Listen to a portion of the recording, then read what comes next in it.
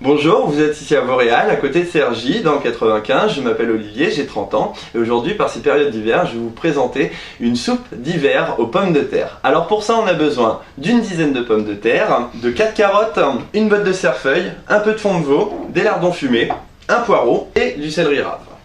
Donc on va commencer par éplucher tous les légumes et les émincer en tout petits morceaux. Je vais commencer par les carottes.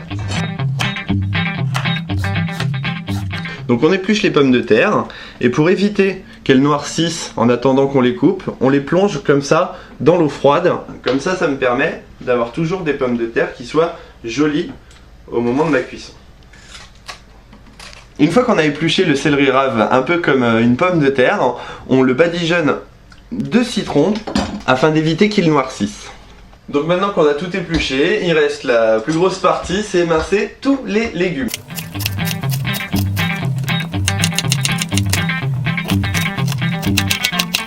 Alors dans une cocotte, on met entre 1 litre et 1,5 litre d'eau.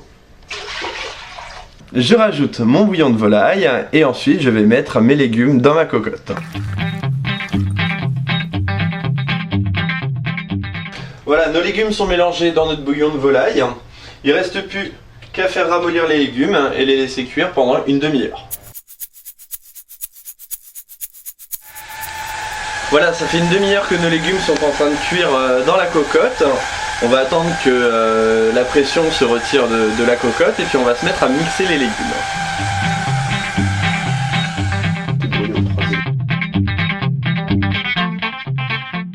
Donc voilà, notre soupe est prête. On a lavé nos bocaux à l'eau chaude et savonneuse, on les a laissés sécher à l'air libre et on va commencer par les remplir.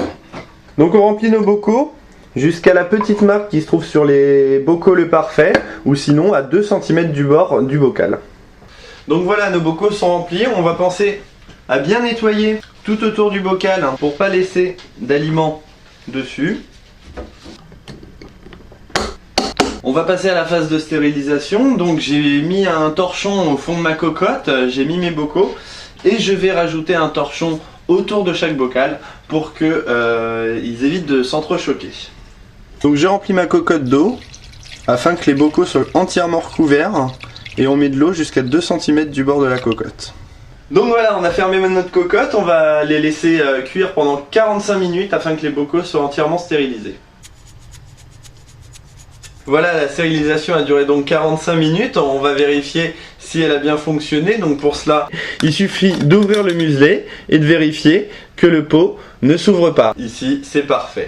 Alors vous pouvez bien sûr les conserver ouverts, comme ça vous permet de voir si avec le temps ça s'altère. Il ne me reste plus qu'à vous souhaiter un très bon appétit avec cette soupe d'hiver aux pommes de terre.